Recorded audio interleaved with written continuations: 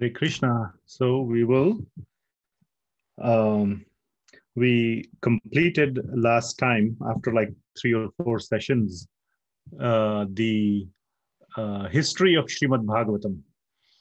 Um we covered the history of Parikshit Maharaj, of Vyasadev, of Shukadev Goswami, and all these how the Srimad Bhagavatam came to be. Now, Srimad Bhagavatam has been told many times, and so this was, but the narration by Shukadev Goswami and to Parikshit Maharaj is sort of the main, considered the sort of the most standard baseline.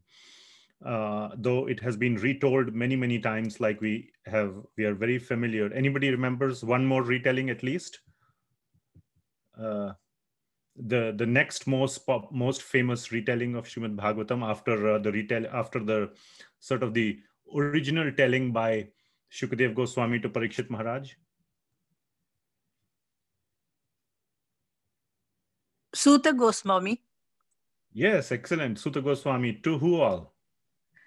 To in the Naimisharanyam forest. Yes, to Shaunaka Adi Rishi. To Shaunaka, Adi means etc.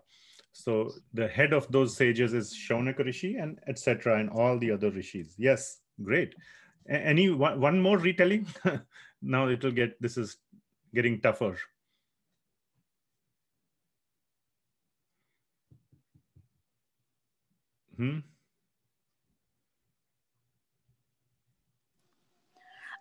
Parikshit Maharaj,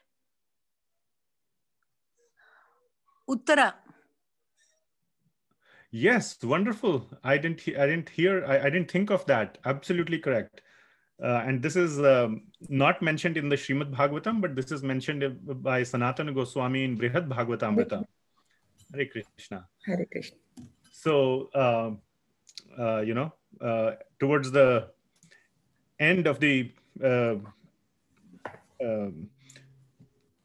telling or the narration of Srimad Bhagavatam, Mother Uttara, mother of Parikshit Maharaj, comes and learns the essence of what Parikshit Maharaj has learned. Yes, very nice. And who told? How did Shukadev Goswami learn Srimad Bhagavatam? How did he hear it? From his father Vyasadeva. Yes, exactly, from his father Vyasadev. Great. So that's another retelling. So there are just so many retellings of Srimad Bhagavatam, and there are many more. So we will stop there. So we will recite the Mangalacharan prayers to get started, and then the invocation prayers from Srimad Bhagavatam. And today we'll focus on the beginning of one of the narrations, the starting points, which is the narration by Suta Goswami to the Shaunaka Adi Rishi. So there'll be a little bit of story, but little bit today will be a little bit heavier on philosophy. So we had a lot of stories so far, and Bhagavatam is just a wonderful mix of both of these aspects. Let's go through this, but it's very interesting. 6 very interesting questions, and equally interesting and wonderful answers. So today will be a Q&A session. So we'll see that. Anyway, I don't want to delay any longer. Let's start with the Mangalacharan prayers. Om Ajnanatimirandhasya Jnananjanashalakaya Chakshurunmilitam Yena Tasmai Shri Gurave Namaha. Shri Chaitanya Manobhishtam Sthapitam Yena Bhutale Swayam Rupa Kadamahyam Dadati Swapadantikam. Vandeham Shri Guru Shri Yuta Padkamalam Shri Gurun Vaishnavamscha.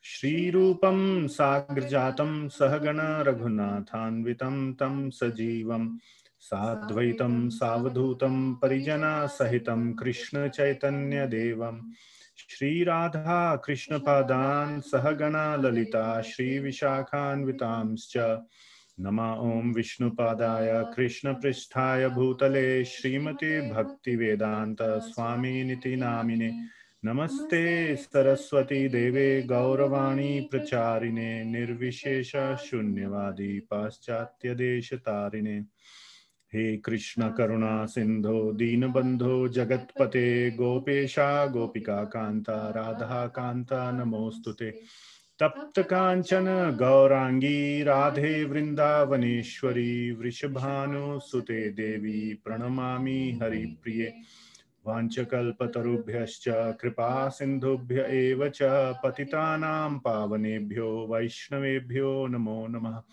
Jaya Shri Krishna Chaitanya Prabhu Nityananda Shri Advaita Gadadhar Shrivas Adi Gaura Bhakta Vrinda Hare Krishna Krishna Krishna Hare Hare Hare Rama Rama Rama Hare Hare.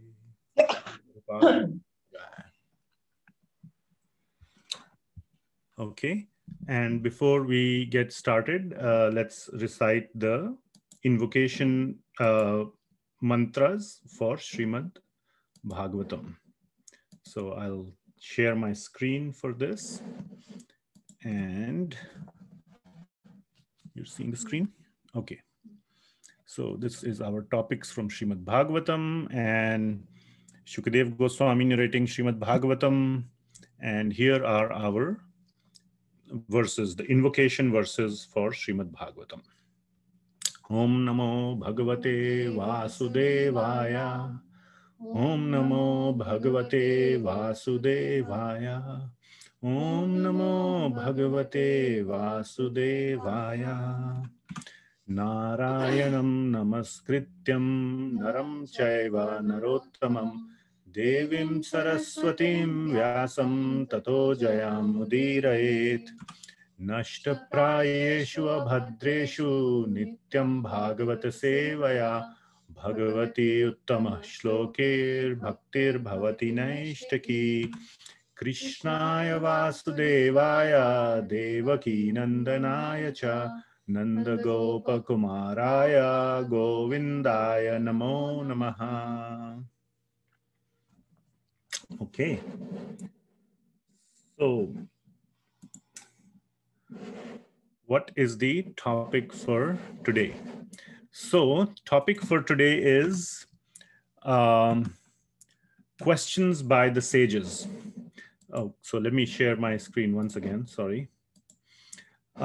So this is the retelling of Srimad Bhagavatam by Suta Goswami, our famous, the other famous picture.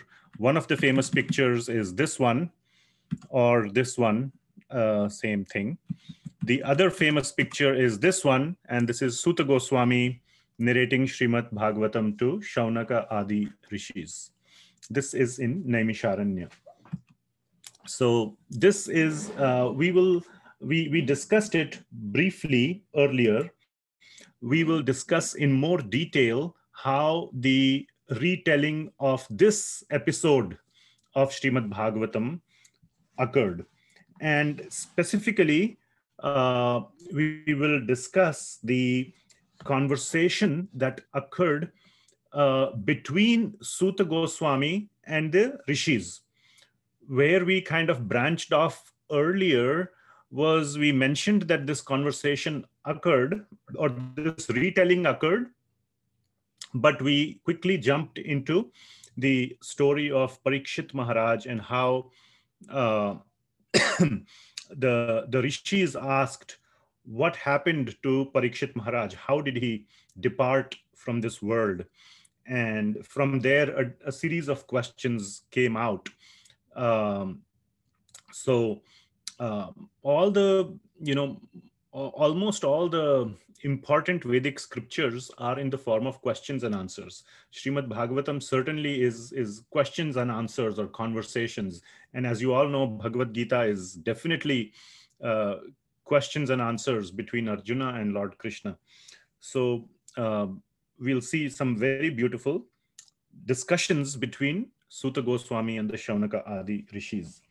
So the story part of it is, once again, some of it might be a repetition of what we had covered in the very first class. But repetition is good, spiritual repetition is good because it ingrains these points in our minds and our hearts. So Suta Goswami was part of the audience when Shukadev Goswami was narrating Srimad Bhagavatam to Parikshit Maharaj. And he and all the other sages, so many wonderful, who's who of the sages were present. Vishwamitra, Vasishtha, Narad Muni, Vyasadev himself, and so many other sages were present. And Suta Goswami was also present. And they were all hearing with rapt attention along with Parikshit Maharaj, the Srimad Bhagavatam. And after the narration was completed in 7 days, Sukadev Goswami left and he blessed Parikshit Maharaj, and he left. Parikshit Maharaj, then, the curse was fulfilled. This snake, Takshak, came to Parikshit Maharaj, and Parikshit Maharaj, gave up his body. And then all the sages glorified both of them, the speaker and the listener. And that was the end of that part of the narration of Srimad Bhagavatam. And then Suta Goswami was just traveling southward from Shukratal to Naimisharanya. And he happened to come about this place where Shaunaka Adi, Shaunaka, etc. rishis were about to start performing 1,000-year yagya, because they all knew two things. One thing was that Kali Yuga is about to begin, or it has begun, just begun or about to begin. It's like it was right at the cusp. And they knew that also due to the second part, which is that Lord Krishna has departed, completed his pastimes on this planet, and he has departed to his next place of performing pastimes, or to the spiritual world. And, so Lord Krishna has departed this place. So they knew that Kali Yuga is going to start with full fury, and they wanted to perform this long yagya for the benefit of the people and to delay the onset of the Kali Yuga. So they were going to do this, but then they saw Suta Goswami arrive there. Now they also had heard the news that Parikshit Maharaj has been cursed. But they did not know the details of why and what, because that news was very fresh. It happened, just about a month ago. It took about a month for Suta Goswami to travel. So this whole, thing was very new and very, very disturbing.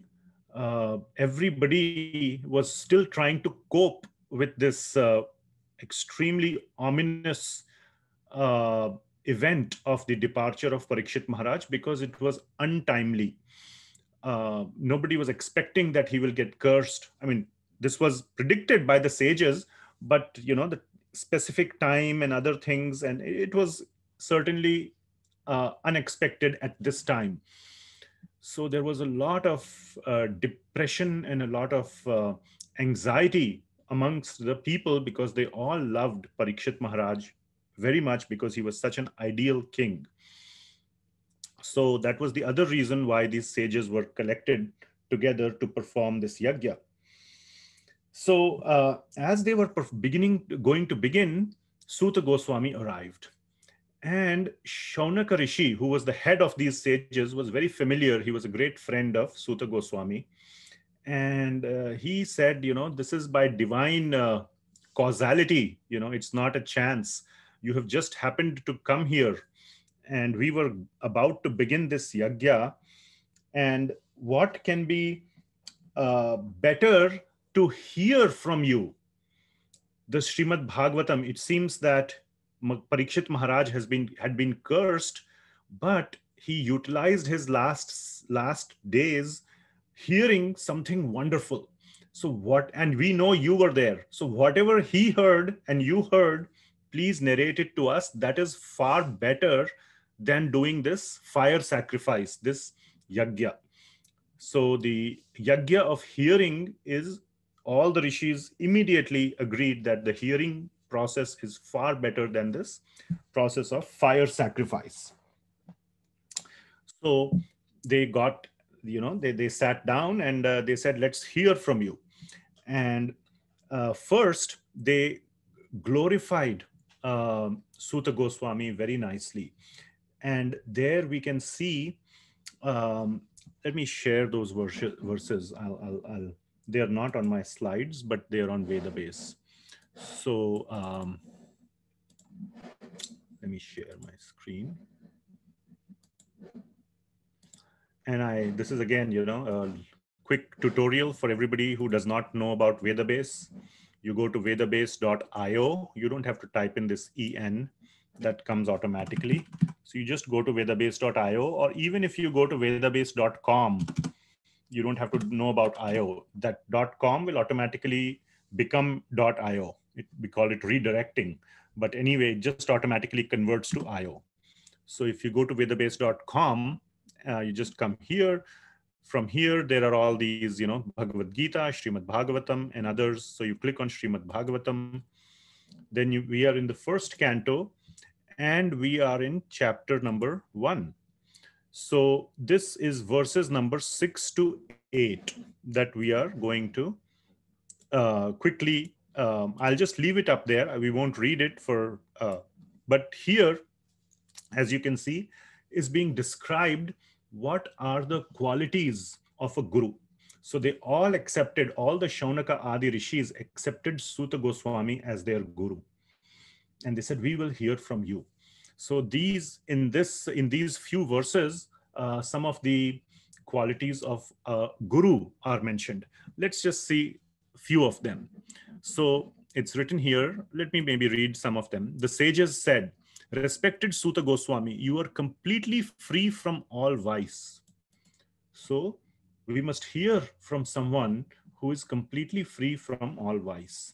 So when we are saying we should hear, here we are reading the translations and purports and all the understanding that has been given to us by Srila Prabhupada. So our hearing of Srimad Bhagavatam is through the disciplic succession. The last link of that parampara is Srila Prabhupada, who has given all these translations and this understanding. So all this, whatever is written here, completely free from vice and well-versed in scriptures and so on, applies to Srila Prabhupada as well in our case. So completely free from all vice. You are well-versed in all the scriptures, famous for religious life and the Puranas and the histories. So they know the scriptures nicely. There are a lot of these modern gurus. I have, met a few of them. I have even sat in their classes, and I know some of their disciples as well, very well. But if you ask, where is this mentioned that you are saying? Some point they are making. They say, no, this is just coming from the guru. So that is good. At least, it's coming from guru, but the guru should be able to give a clear reference in the Vedic scriptures. So being well-versed, and for that, you have to be well-versed in the scriptures, and then you can give the references as well. So, and the Puranas and the history, for you have gone through them under the proper guidance. So the parampara going through under the guidance, which means the guru has a guru. So, like that, the parampara, the chain of disciplic succession is there. So these are some of the, because you are submissive. So submissiveness, humility are other qualities as well. So we will, they glorify Suta Goswami for his qualities, and then they start asking a few questions. So that's where our today's discussion begins. So they ask 6 questions. So we will see those 6 questions and their answers. So as soon as Suta Goswami begins the narration, you can see here in verse 9 of the first canto. So the first one refers to the canto number 1. Second one refers to the chapter number 1. So within canto 1, chapter 1, and 9 refers to the verse number 9. So that means there are 8 more verses before this. So, but basically, this is almost the beginning of Srimad Bhagavatam. Bhagavatam has around 18,000 verses if you count by syllables. If you count actual verses, ignoring the syllable part of it, where 32 syllables make one verse, then there are about 14,400 verses. But those verses are, many of them are very long, more than 32 syllables. So devotees have done calculations and how the 18,000 number comes and all. But among 18,000, we are starting from the 9th verse. So this is pretty much the beginning. I'll just mention a quick side point. The first 3 verses of Srimad Bhagavatam, which would be numbered as 1.1.1, 1.1.2, and 1.1.3. Those 3 verses are extremely important, and we will have some time later when we have covered some stories and then we are, ready for some philosophy, then we will discuss those 3 verses as well. There is just absolutely deep understanding to be had from those 3 verses. So today's narration, I told you, which started at verse number 4. So where Suta Goswami comes and the Shaunakadi Rishi welcome him and glorify him and sit down and start the conversation. So we are at verse number 9. And the first question is by the Rishis is presented towards Suta Goswami. And what is that question? And I have summarized these questions. And so the questions are all presented in the first chapter. The answers occur through later chapters of the Srimad Bhagavatam. But to kind of make it a whole class today, I have combined questions and answers together. So that's why you will see the answers appearing in the 2nd chapter, 3rd chapter, etc. And of course, detailed answers exist throughout the Bhagavatam as well. Okay. So let us see the first question. The first question the sages ask, what is the absolute and ultimate good for humanity? That's what they wanted. That's why they were about to start the yajna, because Kali Yuga is coming.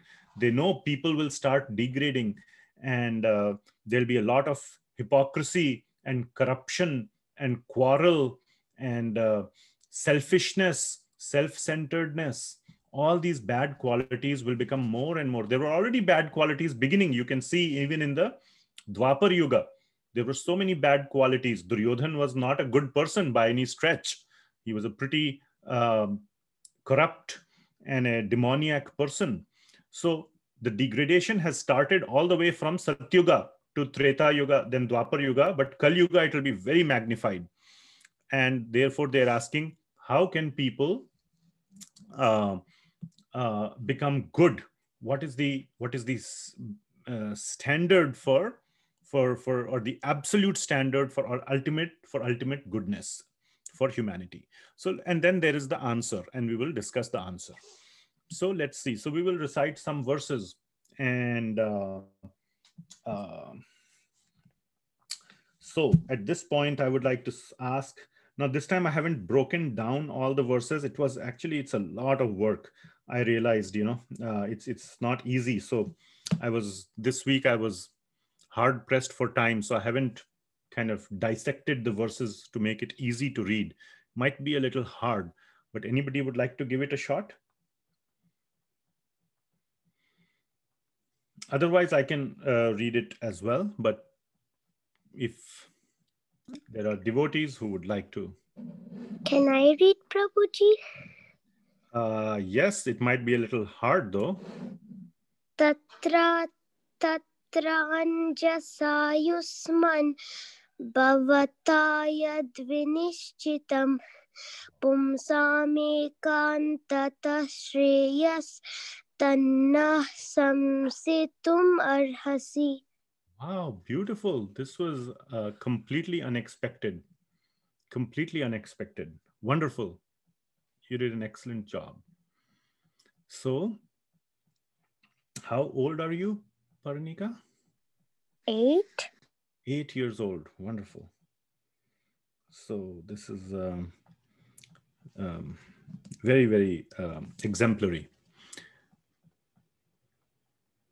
So in this verse, okay, go ahead and read the translation as well. Please, therefore, being blessed with many years, explain to us in an easily understandable way what you have ascertained to be the absolute and ultimate good for the people in general. Very nice. Thank you. So the key line in this verse is this one. Or if you are in the Devanagari script, it's still here, Shreyans. So, Pumsham ekantataha Shreyas, which means, Pumsham means for all the people, ekantataha means absolutely, and Shreyas means good. So, what is the absolute good? How can the people, what's the absolute best thing for all the people in general in the Kali Yuga?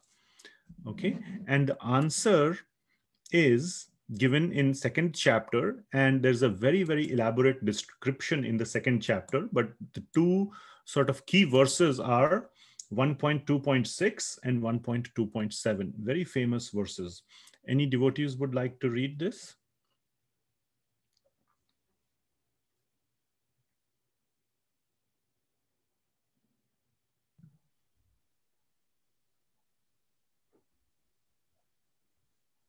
Can I go ahead, Prabhuji? Yes. Savai pumsham paro dharmo yato bhaktir adhokshaje ahaityuki aparaitahata yayatma suprashidati. Great, wonderful. Apratihata, that's the only word I think you got a little mixed up. Savai pumsham paro dharmo yato bhaktir adhokshaje ahaituki apratihata yayatma suprasidati. So what is the meaning here? Go ahead and read the translation as well. Sure. The supreme occupation, dharma, for all humanity is that by which men can attain to loving devotional service unto the transcendent Lord. Such devotional service must be unmotivated and uninterrupted to completely satisfy the self. Thank you. Thank you very much. So, Savai Pumsham Paro Dharmo. So, Pumsham is the people, and this is the same word that was used in the previous question, Pumsham Ekantatah Shreyas. So, you see this Pumsham. So, what is good for all the people? And Suta Goswami is answering in the next verse based on the Bhagavatam that he just heard over 7 days. He is summarizing his understanding to all the rishis, to Shaunaka Adi rishis. So the summary of that is, so again, he's saying Savai Pumsham, for all the people, the Paro Dharmo, the highest duty. Dharma is duty or occupational duty or religion or occupation. The Paro Dharma is what? Yato Bhaktir Adhokshaja. Adhokshaja is another name for the Lord, for Lord Vishnu or Lord Krishna. So Bhakti of Lord Krishna is the Paro Dharma. And what kind of Bhakti? What is the sort of the, some of the characteristics of that Bhakti? Two characteristics are given here. Ahaituki and Apratihata. Ahaituki means causeless. Hetu, for those of you who know some little bit Hindi or Sanskrit, hetu means for a reason. Is karan hetu ye karya karna hai. So hetu means for some benefit or for some cause or reason. Ahetu means without any benefit, without any reason. Ahaituki means when you are performing devotional service to Krishna, there is no expectation for any material benefit. Please give me $1 million. Please give me a good wife. Please give me a good daughter-in-law. Please give me a good son-in-law. Please give me, good job. No, give me a promotion. Whatever, no benefits expected. Ahaituki, completely unmotivated. So that is the translation here, unmotivated. There is no motive, hetu. And the other characteristic is apratihata. Apratihata means unbroken. Unbroken means continuous. It's not like we do it, as a New Year resolution. It starts off in the New Year and then, by the 10th of January, it is over. Not like that. It is continuous, unbroken. And by continuous, it doesn't mean, for at least for beginner devotees, they can understand continuous as consistent, which means whatever you can call as consistent. It does not mean that it must be done, that you leave everything else, your family, your occupation, other things. And we won't be covering those details today. When we cover the second chapter in detail, right in the second chapter, Suta Goswami tells that whatever is needed to support your devotional life, whatever material support structure is needed, that is totally fine, but nothing beyond that. So consistent, regular devotional service is apratihata, and that gives yayatma suprasidati. That gives complete satisfaction to the soul, to one's atma. Yayatma suprasidati. Suprasidati means completely satisfied, completely blissful. So that is the parodharma. So what is the ultimate good of people? Bhaktir adhokshaje. What kind of bhakti? Apratihata ahituki, or ahituki apratihata. The next verse is also very beautiful, where directly it is being told that this bhakti is to adhokshaja, but that adhokshaja is none other than Vasudeva. And who is Vasudeva? The son of Vasudeva, which is Lord Krishna. So Vasudeva is none other than Lord Krishna. Anybody, any takers for reading this? It's also Can a I very try? Can I Yes. try, Prabhuji? Yes, please go ahead. Vasudeve Bhagavati Bhakti Yoga Prayojitaha Jnanayatya Ashuvairagyam Jnanam Chayadahaitukam. Very nice. So it's not Jnanayati, but Janayati. So Janayati means for the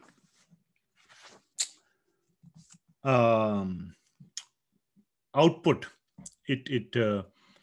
It gives rise to. So we'll see translation also, please. By rendering devotional services unto the personality of Godhead, Sri Krishna, one immediately acquires causeless knowledge and detachment from the world. Very nice. Thank you. So this verse is the point I wanted to highlight here, is that the devotional service, what is good for humanity? Bhaktir adhokshaje, and that adhokshaje is none other than Vasudeva. So we do Vasudeve Bhagavati Bhakti Yoga Prayojitaha Janayatyatya Shubhairagyam Jnanam Chayad Ahaitukam. And this kind of bhakti gives rise to knowledge and detachment. So we will move on to the next question. So these were the answers. In summary, that's the answer. That what is good for humanity is unmotivated and uninterrupted devotional service to Krishna. That is the answer. Okay, next question that the sages ask. So the sages are presenting all their questions in the first chapter itself. So, they are presenting all their questions. Suta Goswami is sitting and listening quietly, and then he begins to answer all the questions. So therefore, you will see all the questions are going to appear in the first chapter of the first canto. The answers are all appearing in the second and third chapters. Okay, but we are doing question, answer, so that it makes sense to us. we don't have that much brain capacity, mental capacity to remember all the questions. Suta Goswami had that much, he could remember the questions, and the sages could also remember. We have to go one by one by one. So the next question is, what is the essence of all the scriptures? So here we will see. So the question is, this is a little, again, maybe hard, but you all are wonderfully reciting. Any takers for this one?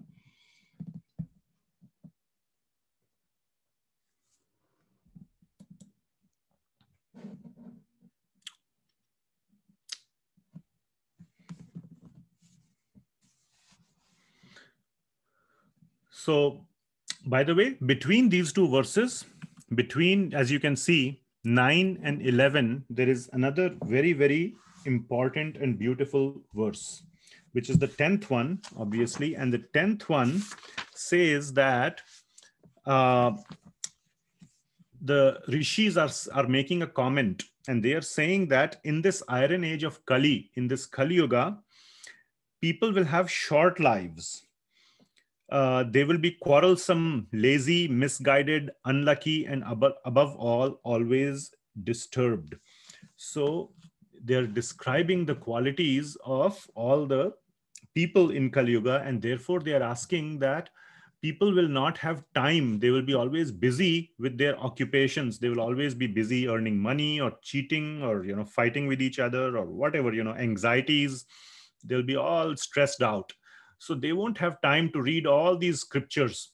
So why don't you tell for their benefit, what is the essence of the scriptures? So when they have little time, even if they have very small amount of time, they can still understand what is the essence of the scriptures. So they can, give us a podcast, like a small understanding. They cannot hear the full narration of all the scriptures. So that was the motivation for asking, what is the essence of all the scriptures?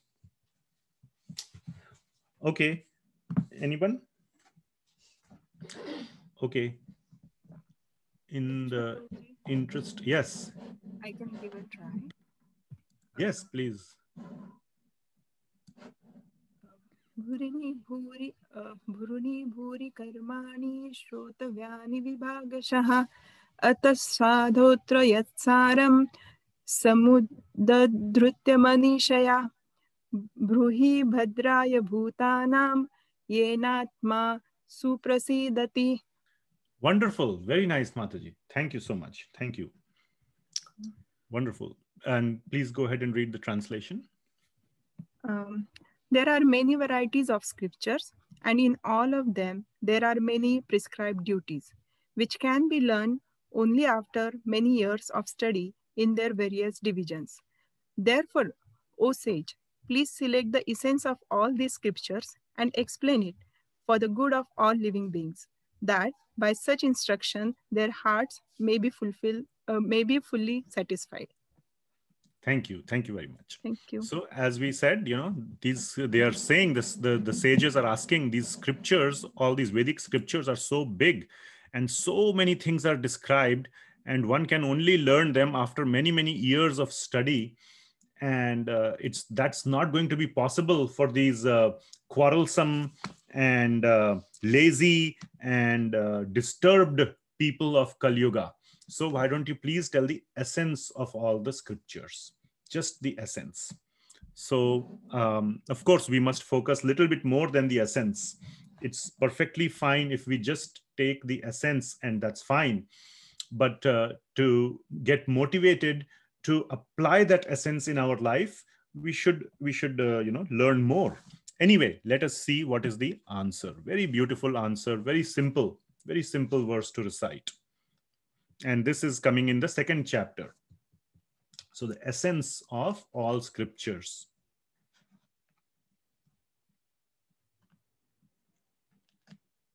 I can read it, Prabhuji.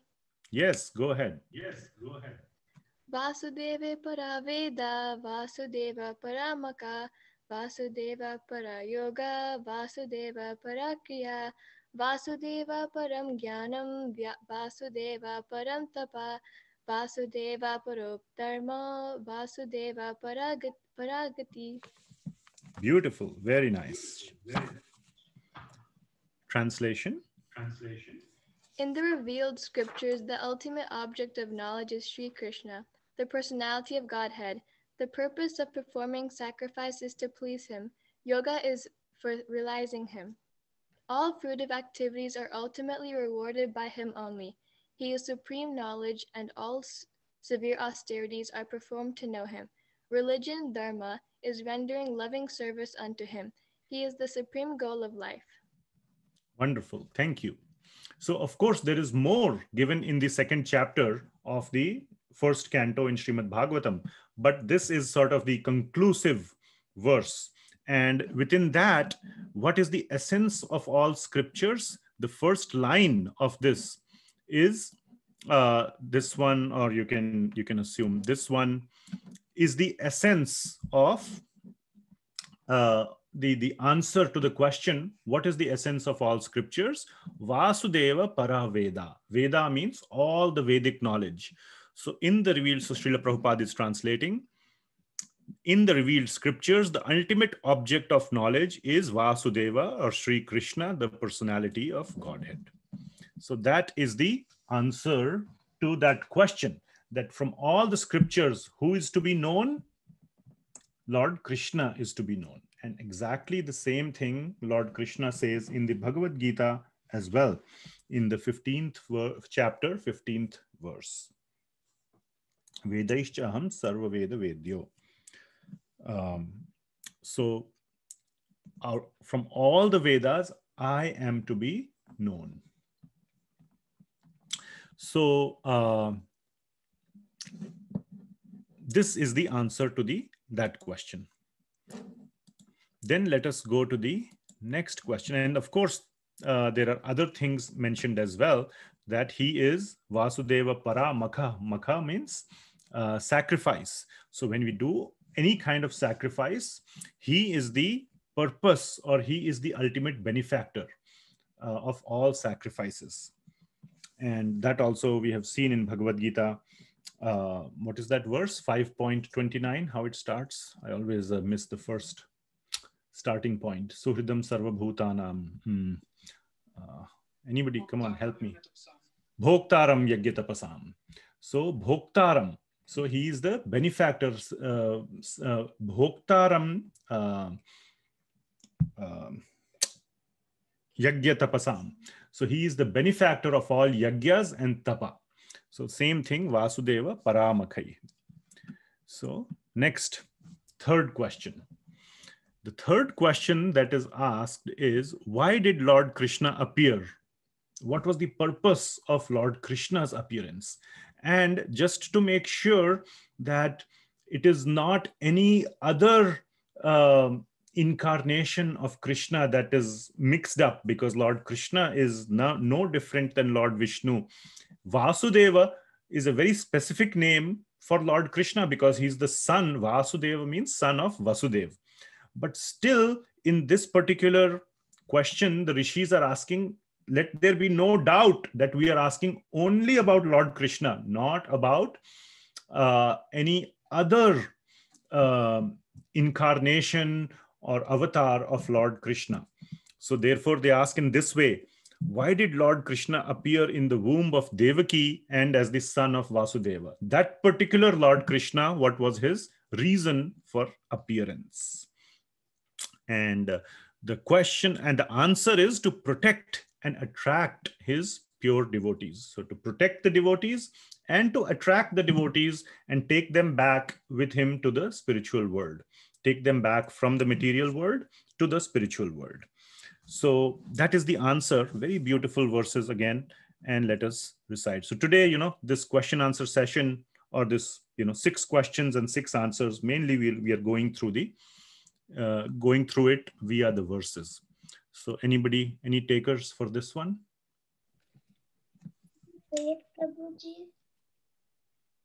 Yes. Who said that? Yes, go ahead.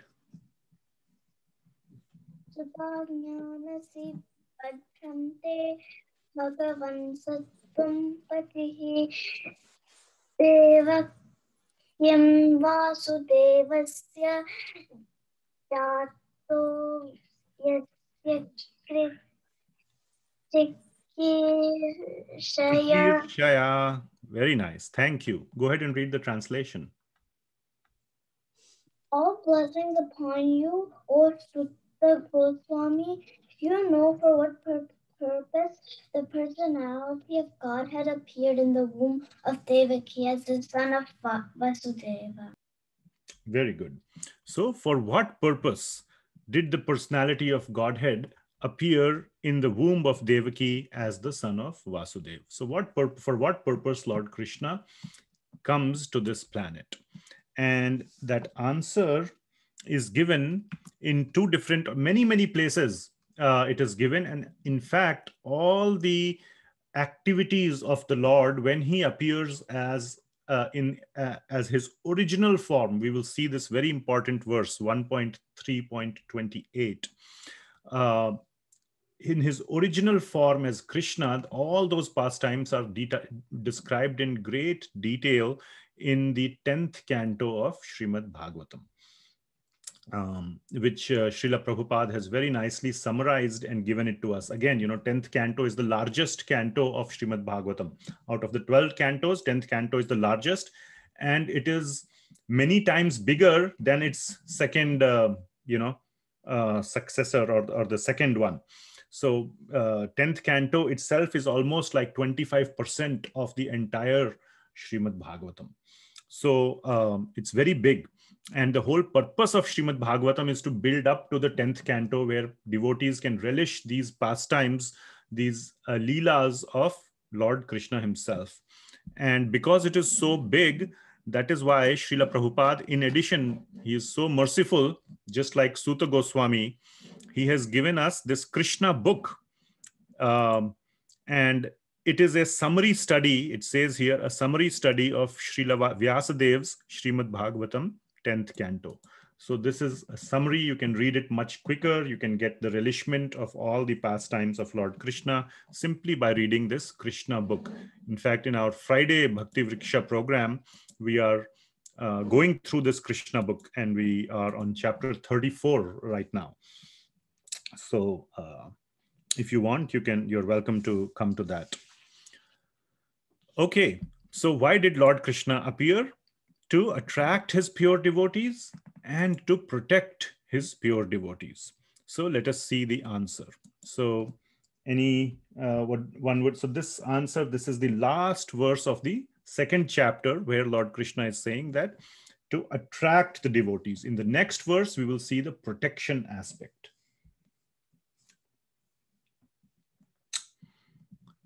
Anyone? Adults this time, maybe?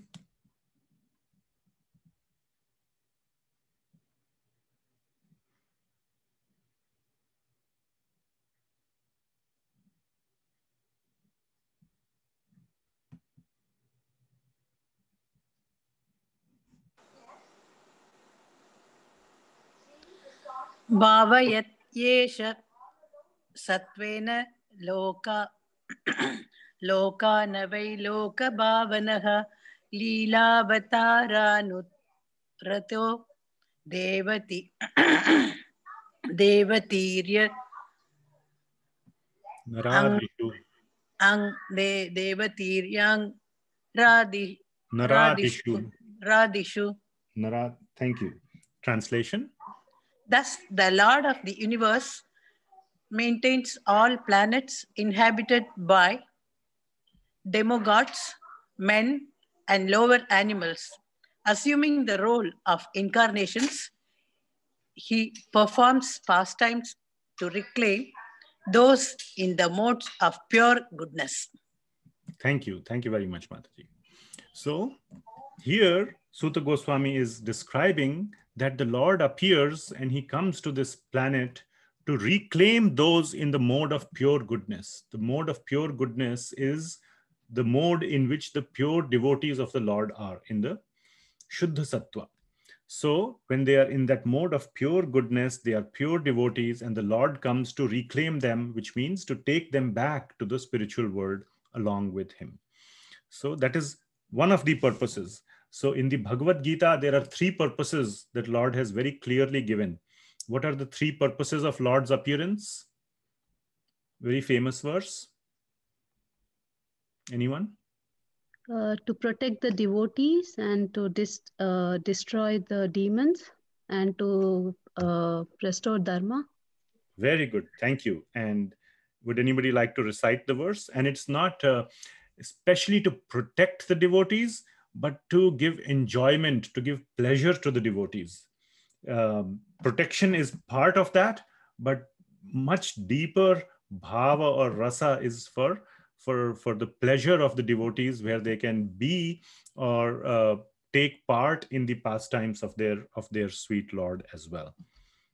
Which verse is that?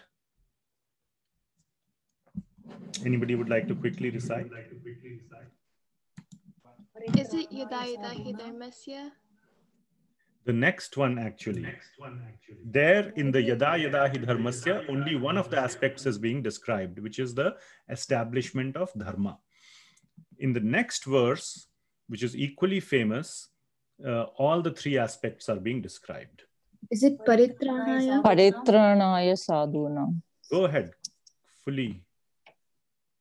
Paritranaya sadhunam vinashaya cha dushkritam dharma samsthapanarthaya sambhavami yuge yuge. Thank you very much. Beautiful. So three reasons. Paritranaya sadhuram, for the pleasure of the sadhus or the devotees. Then vinashaya cha dushkritam, for dushkritas, for the demons, the rascals, the people who are have an anti-God agenda, who disturb the devotees, to do vinasha of them. And the third purpose is dharma sansthapanarthaya, to establish dharma. So these are the three purposes. So that is one of these is being mentioned here. And the other one is, this is a very, very, very famous verse. In fact, this verse, our acharyas, all the acharyas in our parampara have said that this is the single most important verse of the entire Srimad Bhagavatam.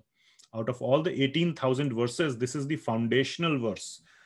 Because, so just to give a little bit of context of this verse, so before we go into the explanation of this verse, okay, let me explain. I was going to say before we go into the explanation, let's read this verse.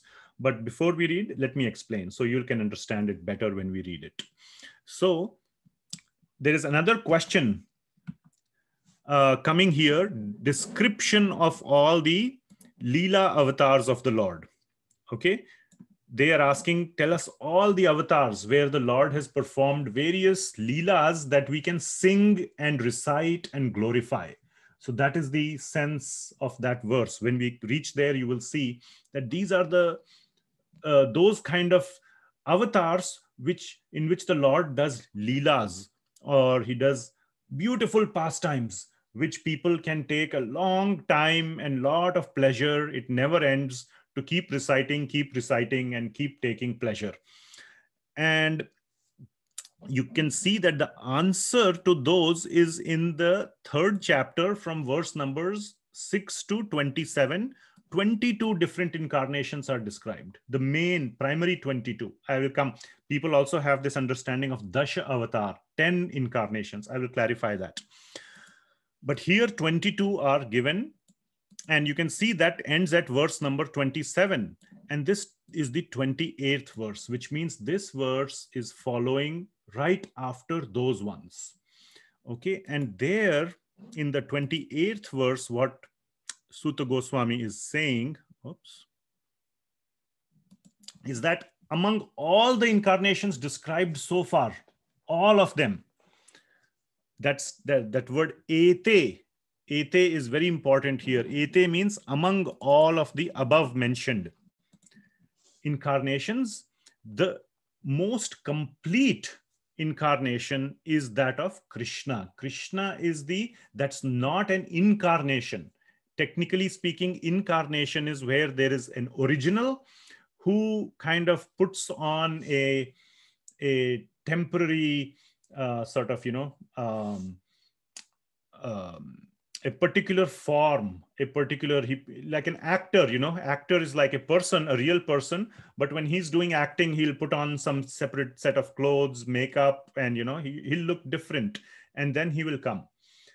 But Krishna is that original actor, you know, or that original personality is Krishna himself. So it is like, you know, if there is a movie being made of an actor, but that movie is about that actor, let's say it is his own biography, where he is only acting, and therefore he doesn't have to act. He just has to be himself.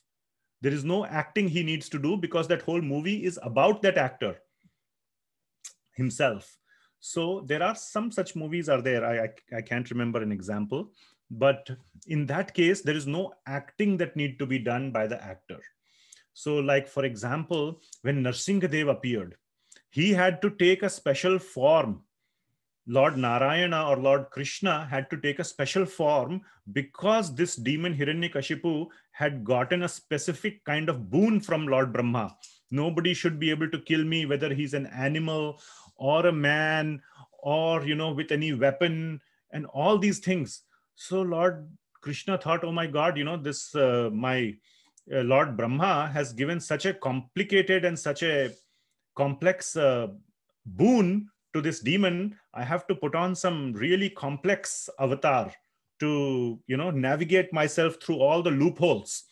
So that Narsingh avatar was like a big loophole that Lord Narayana had to exploit. And so he had to have all these, he said, no weapons. So he said, I have to have nails. Nails are technically not weapons. They are part of the body. So, and he was neither a man, neither an animal. And like that, you know, he had to do that. So that's like a special appearance he had to take. But Lord Krishna is the original form of God as he is present in the spiritual world itself. And that's what this second line is describing. Krishnastu Bhagavan Swayam. That Bhagavan in the spiritual world is Krishna himself. And when he comes here, we get to see him as he is in the spiritual world. So the appearance of Lord Krishna in Vrindavan, as we have read in Bhagavad Gita, when he speaks the Bhagavad Gita, or in the Bhagavatam, or in the Mahabharata, is when God comes to this planet as he is in the spiritual world, no changes. So in that way, this is the most important, and this is therefore establishes that he is the source, he is the original source who incarnates into many other incarnations. So that is the meaning of this verse. And then that are the first two lines. The third and fourth lines are saying, Indrari Vyakulam Lokam. So Indra Ari means enemy. So Indra is being used, the word, as all the demigods, or he's the leader or the head of the demigods, the Devatas. So who are the enemies of demigods or Devatas? You all know, they are the Rakshasas or the demons.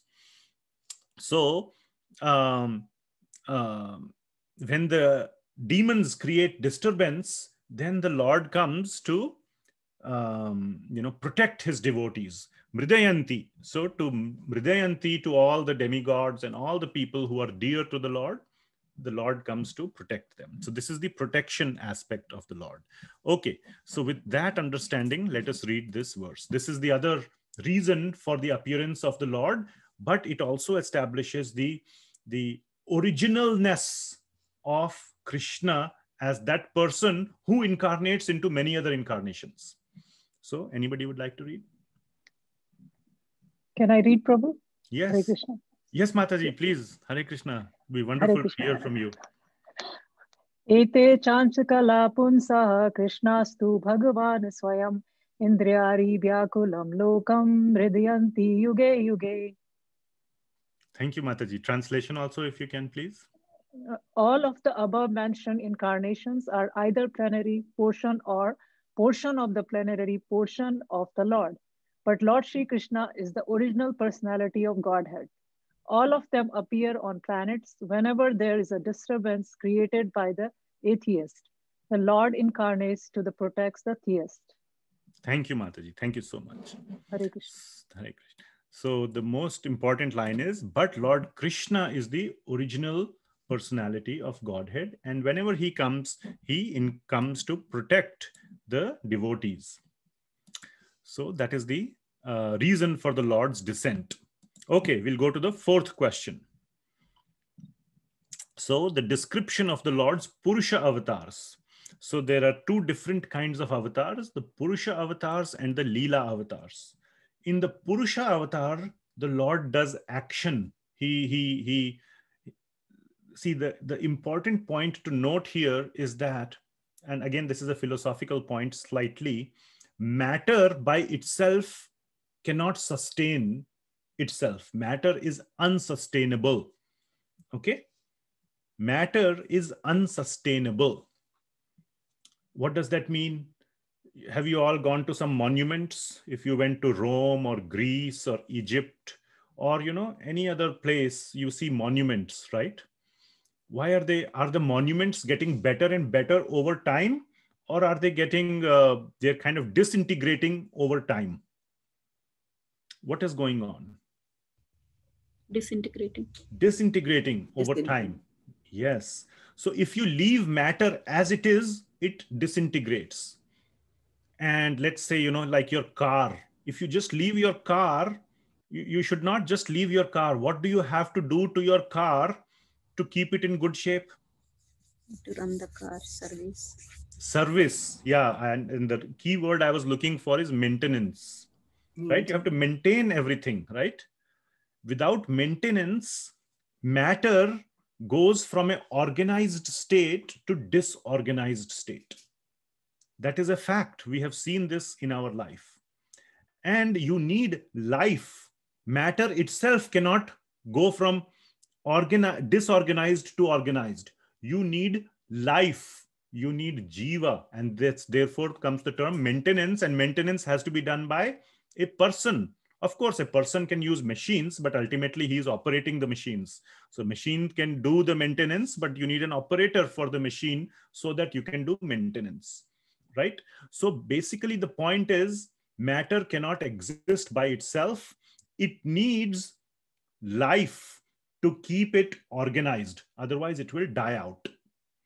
And the Lord in his Purusha avatar is playing that role of maintaining, of creating, maintaining the material world. And he does that by coming into the material world as Karano Dakshai Vishnu, Garbho Dakshai Vishnu, and Kshiro Dakshai Vishnu. These are the three Purusha avatars. So that is the action that he has to do, the work he has to do to keep the material world together. And this has been described at several places in the Bhagavad Gita as well. And of course, in the Srimad Bhagavatam, in those verses that I have written there, in the second chapter towards the end, 30 to 33, and the third chapter, the first 5 verses. So that is the purpose of the Purusha avatars. So that question is being asked, what work? Please describe the various avatars in which the Lord does work. So we will see that. And that is also known as the universal form of the Lord. In the material world, the Lord comes so that he can sustain the material world, maintain. Okay, so that is the answer. Since there are a lot of verses in the answer, we don't have answer verses to recite, just the questions. Today's class was on questions, if you remember. So we'll any takers for this one?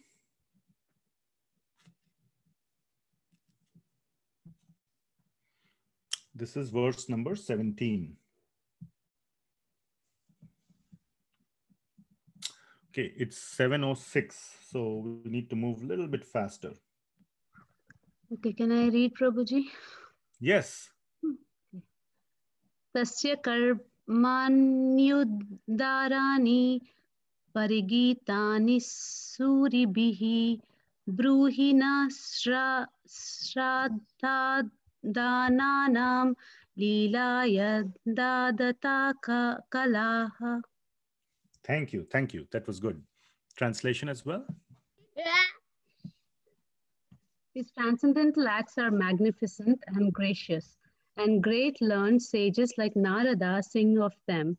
Please therefore speak to us who are eager to hear about the adventures he performs in his various incarnations. Thank you. Thank you so much. So tasya means that Lord. Karmani udarani. So his karmani, his actions, his activities that he does, that is being asked here. Okay. Then the next, and I gave the answer as well about this. The answer is the Purusha avatars are being described. And then the next one will be the Leela avatars, all the avatars that he takes, which are just simply sweet, very sweet to remember. Maintenance people, you know, they're not very interesting, you know, but if there are, you know, actors, film actors, or, you know, kind of, you know, entertainment people, talk show people, or whatever, you know, they are very interesting. You kind of, you know, think about them. Maintenance people, you get your vehicle maintenance and you know, forget about. So these are the Leela avatars, which are so sweet of the Lord that you can keep singing, remembering about them. So this verse, yes, please.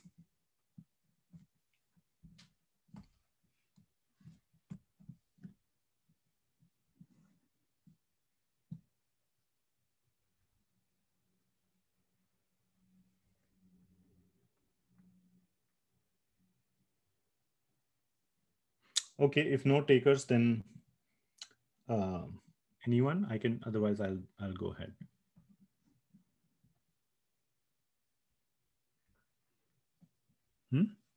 Yeah, you can.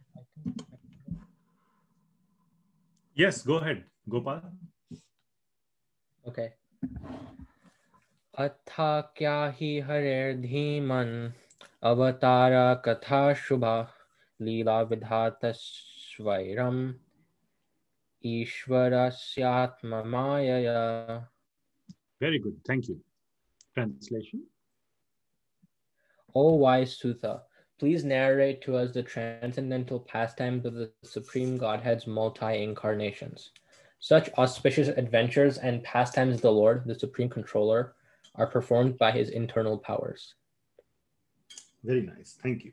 So, the sort of the avatar katha shubha. So all the stories, please tell us the wonderful stories of all his avatars. That means the Lord has come and he has done so many wonderful pastimes or leelas that there are long, long stories about it, like Lord Rama. There is whole Ramayana about Lord Rama, and there are so many other avatars like that. So the answer, all the such avatars, there are 22 separate incarnations that are described in the 3rd chapter. Again, we don't have time to go through so many verses, but sometime we will do a class just on those incarnations. So there are 22. So the point here is, now we have heard about Dash avatars, the 10 avatars.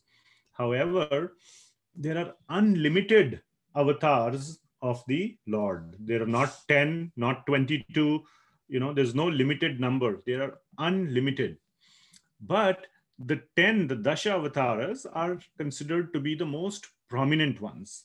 If you go a little bit, if you sort of expand your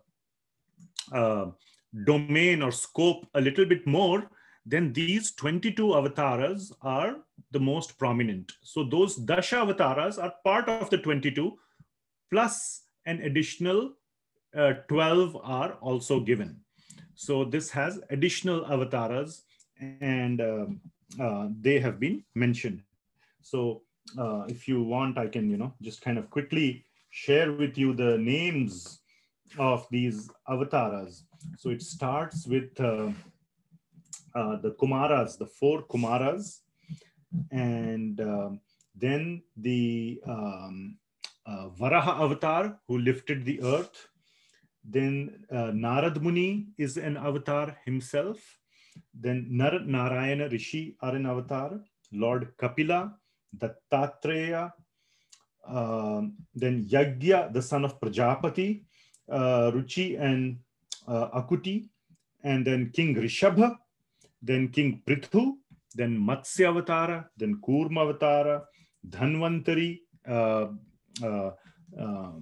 Mohini Murti, who appeared during the churning of the ocean during the Kurma Avatara time. Then our very wonderful and famous Narsingha Avatara. Then Vamana Avatar. Then Parashurama Avatar. Then Vyasadev himself. Then Lord Rama, the son of Dashrath and Kaushalya. And then Lord Krishna and Buddha and Kalki. So these are the 22 avatars mentioned here. And as you can see, all the 10, which we know as the Dashavatars, are a subset of these 22. And plus there are so many other avatars that are mentioned. So that is the answer. That so just the names have been given, and the description of many of these avatars are full of those descriptions are present in the rest of the Srimad Bhagavatam. There is a whole, almost a half of the 7th canto of, or not even half, probably more like 70 to 80% of the 7th canto. Which avatar is there in 7th canto? Who is the famous avatar of 7th canto? Anyone? Lord Narsingh avatar. Lord Narsinghadev, yes. So, he occupies majority of the 7th canto. And so many other avatars are there. Lord Rama is mentioned in the 9th canto, and Lord Varaha is mentioned in the 3rd canto, and so on. And Lord Krishna, of course, is in the 10th canto. So, and the last question,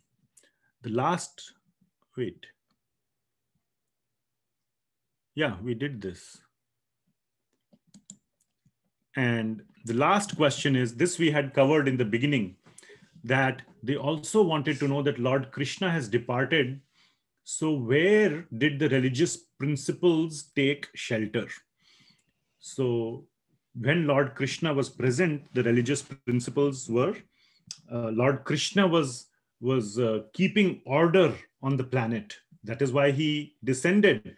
That is why, if you remember, Mother Earth, Bhumi Devi, went and approached Lord Brahma saying, I'm very troubled because of the burden of all these demoniac kings like Kamsa and all his goons.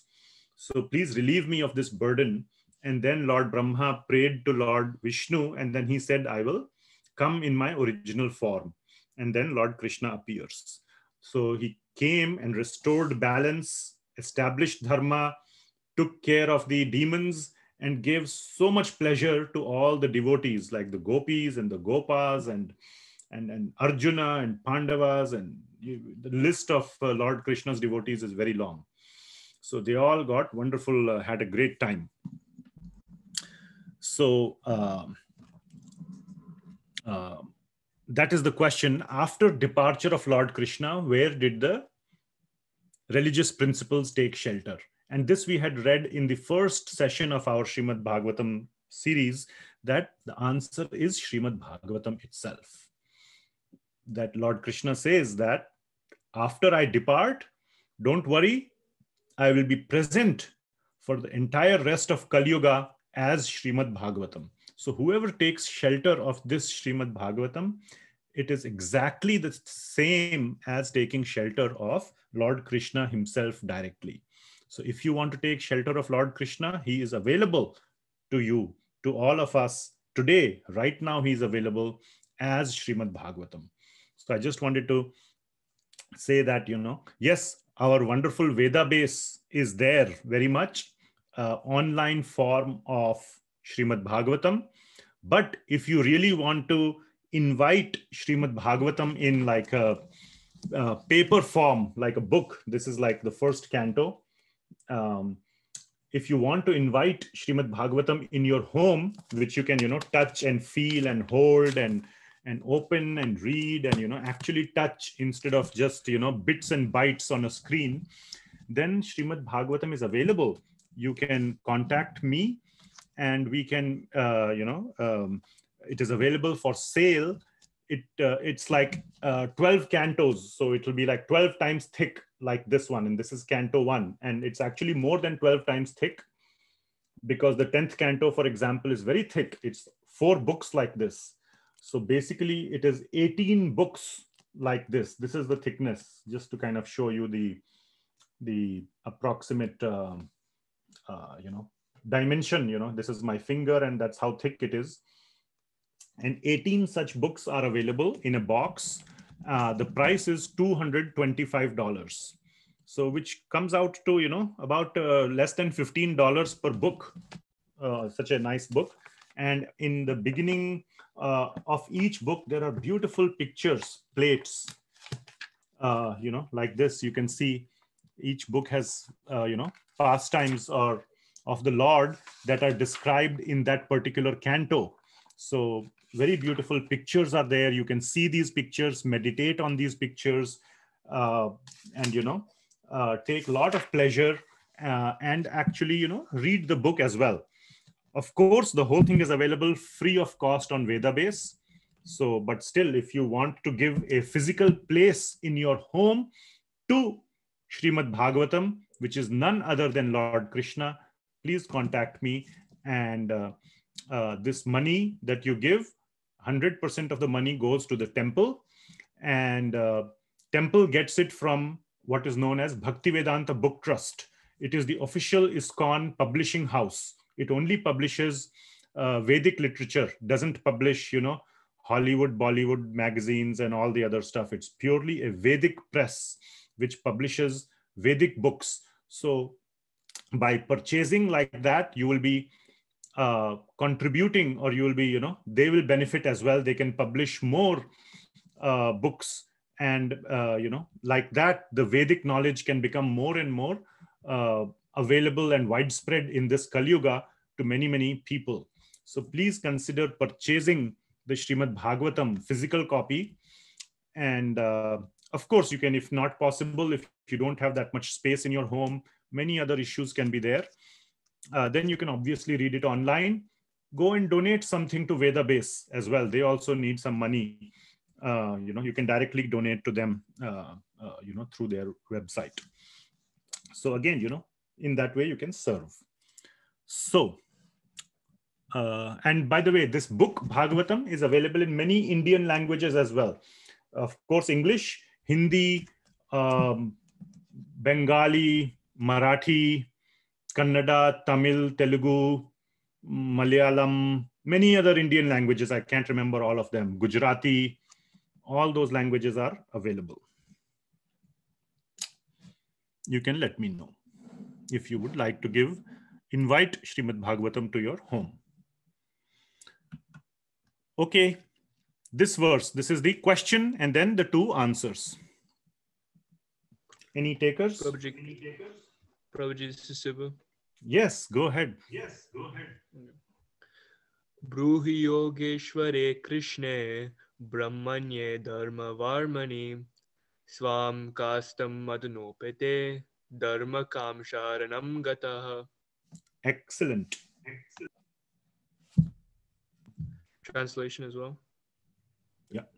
Since Sri Krishna, the absolute truth, the master of all mystic powers, has departed for his own abode, please tell us to whom the religious principles have now gone for shelter. Wonderful. So it says here, Swam Kashtham. So Swam Kashtham means to his Adhunopate, Adhuno Upate, which means he has gone. Where he has gone? Swam Kashtham. Kashtham means his abode or residence. His own. Swam means his own real residence he has gone.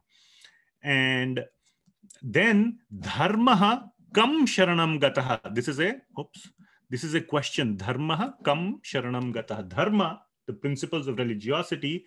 Kam Sharanam, kiske paas, kiski sharan mein gaya, gata. So dharma, kiski sharan mein gaya. So after the Lord departed, where did the principles of dharma go? And the answer is in these 2 beautiful verses, and very famous verses. Anybody would like to recite them? These should be easier, especially for devotees who are,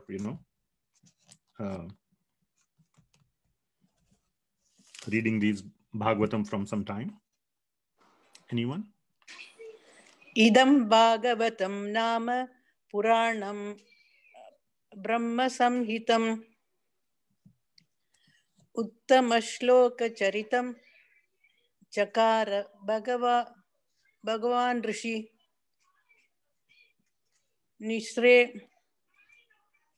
Nisreyasaya Lokasya Danyam Swastya Yanam Mahat.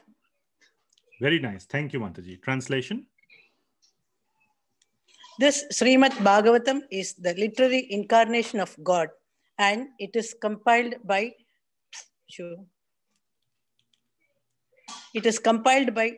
Srila Vyasadeva, the incarnation of God.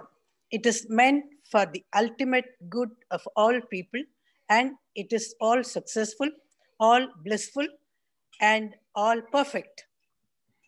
Very good. Thank you, Mataji. So, Idam Bhagavatam Nama Puranam Brahma Sammitam. So, Idam Bhagavatam.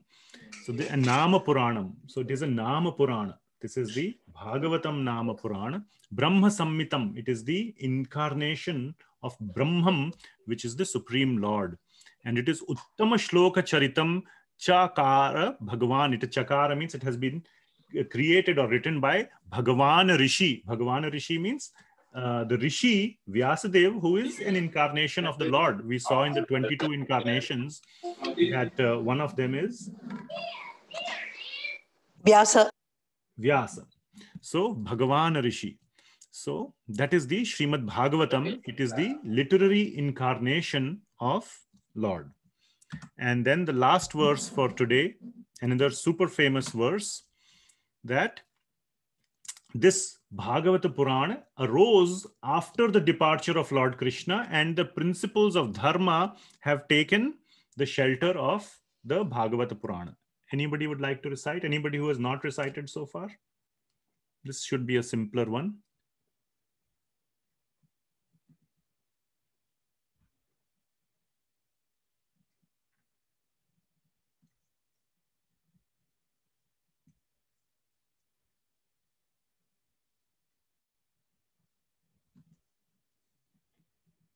You want to do that? See if somebody else does. Okay, my wife will do that. I can go, Prabhu.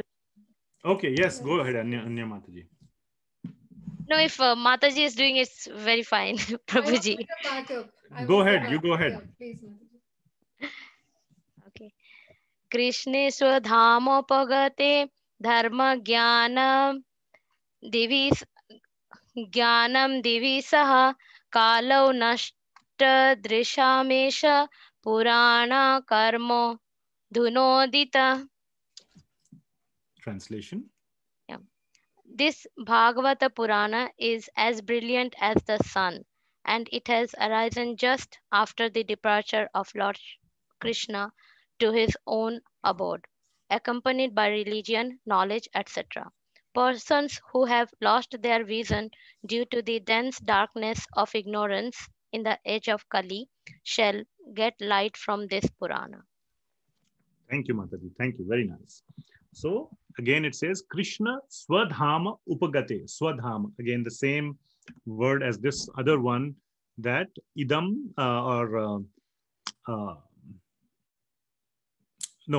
here swam kashtam adhunopate. So when Lord Krishna left for his own abode. So the similar words are used here. Krishne Swadhama Upagate. When he went back to his own abode, Dharma Jnana Dibhihi Saha. Along with Dharma and Jnana, he took away Dharma and Jnana, which means there is no more Dharma Jnana left in this world. And this Purana will give light in that situation when Lord Krishna has departed. This Purana, Puranarko Dhunodhitaha. This Purana, what it will do? Kalau Nashta Drishamesha. For the dark age of Kali, of Kalau, it will destroy the darkness in the age of Kali. This Purana will give light in the age of Kali. So that is the answer to the last question. Okay, so that brings us to the end of today's description, the 6 questions by the sages and the answers. So very quickly, again, we will just sort of review what were the 6 questions and what were the answers. So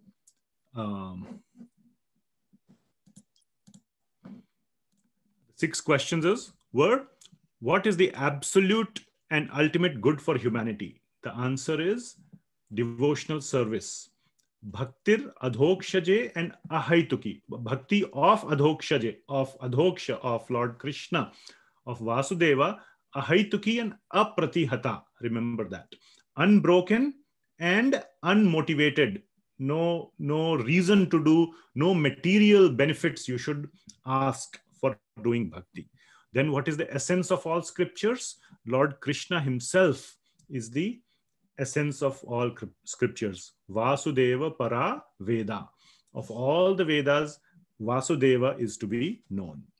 Why did Lord Krishna appear in the womb of Devaki and as the son of Vasudeva? To do dharma sansthapanarthaya, paritranaya sadhunam and vinashaya cha duskritam.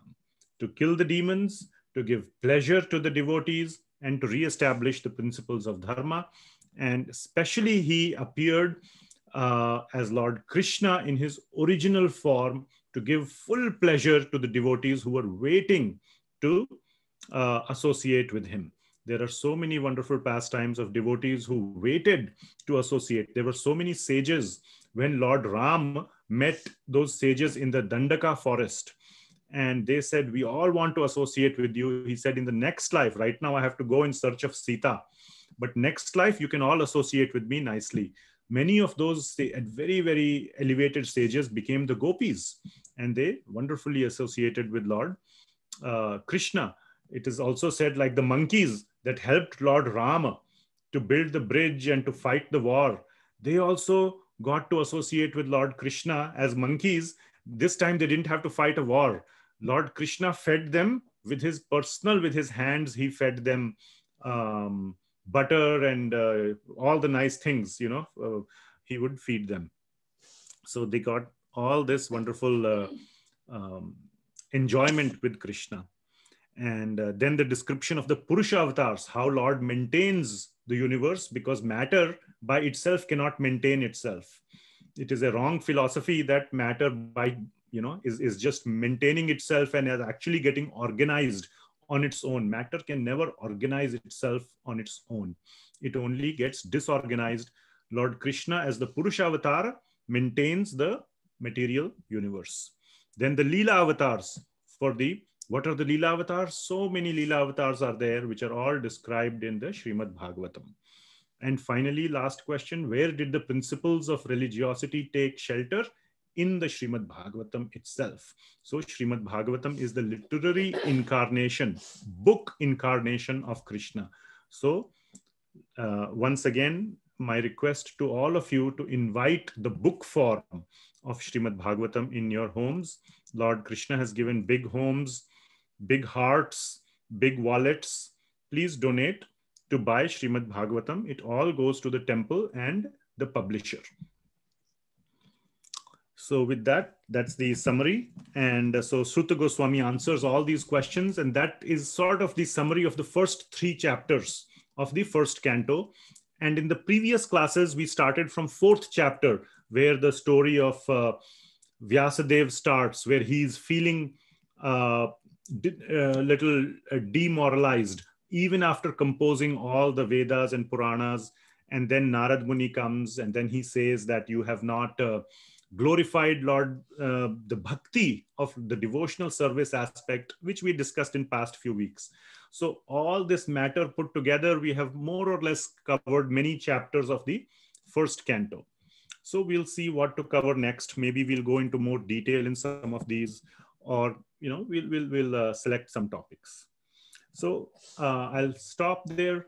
Are there any comments, corrections, questions? Or anybody is willing to buy Srimad Bhagavatam book form, please, you can let me know either right now. It might inspire other people to obtain it as well. Again, no pressure, but this is about inviting the Lord in your house. Anything? Yes, please. Questions, comments? Prabhuji, I know this is a class about Bhagavatam, but I just have a request to make. Whenever you get a chance, I really want to know about, if you can do a class about, one class about Srila Prabhupada and one class about Chaitanya Mahaprabhu, it would be really nice. I would really like to know more in detail about them. Only one class, you meant? At least one. They will require many classes. At least one, but yeah. Yes, beautiful. Yes, definitely, wholeheartedly accepted. Very recently, in one of the other programs I can't remember which one, I spoke a little bit about Srila Bhaktisiddhanta Maharaj, who is the spiritual master or guru of Srila Prabhupada. And of course, these are just such big giants. They are so big in our parampara that one class, 1 hour, 2 hour can really do no justice. But still, so I focused in one class on the meetings between Srila Prabhupada and his guru, Srila Bhaktisiddhanta Saraswati Thakur, and just the meetings between them. Of course, Srila Bhaktisiddhanta Saraswati Thakur's biography is very big. There is a disciple, very nice disciple of Srila Prabhupada. His name is Bhakti Vikas Maharaj or Bhakti Vikas Swami. He's a sannyasi. And he did a lot of research on the life of Bhaktisiddhanta Saraswati Thakur. And he published a 3-volume work called Bhaktisiddhanta Vaibhav. Anyhow, so that is the whole biography of Bhaktisiddhanta Maharaj. It's almost that thick. But anyway, I gave 1 hour class on the meetings between Srila Prabhupada and Bhaktisiddhanta Saraswati Thakur. It's on the YouTube. You can go look at it just to get started. But yes, that's a wonderful suggestion. Sure, I will. Thank you very much, Prabhuji.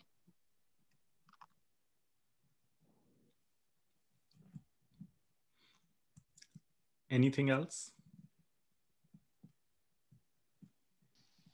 So I just wanted to share something, Prabhuji. Yes. So after, I think 3 classes ago, we had discussed the chanting, and I think someone had shared how they do chanting in the car while going to office. So I got quite inspired by that, and I have started doing the 108 chants in the morning. Since yesterday, I started doing it at night also while sleeping, and I'm feeling really much nicer actually. Like I feel that is my time, and just gives me a lot of peace after that. Very nice. Thank you for sharing, Ashutosh Prabhu. Thank you so much.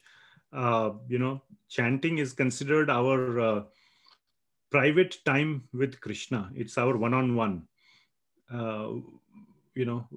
We may think typically in one-on-one, it has to be two-way. I say something, the other person says something, but we are, unable to hear Krishna's voice yet.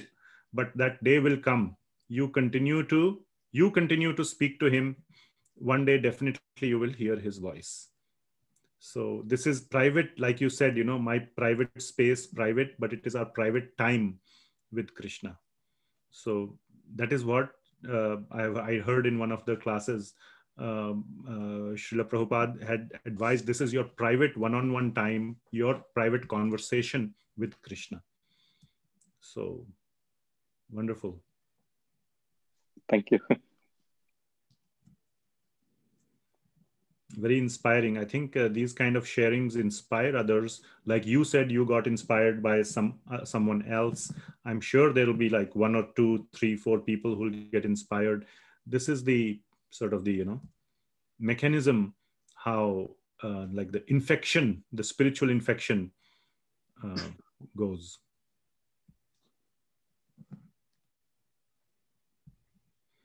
Any other comments or sharing or questions?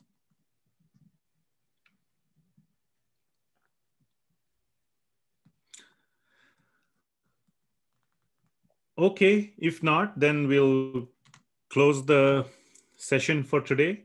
Thank you very much. And like I said, Mataji said, if you have topics from Srimad Bhagavatam that you would like to, discuss and, just relish, please let us know. I was kind of, there are just too many topics in Srimad Bhagavatam, and me and my wife were spending a lot of time last week trying to think which topic to talk about.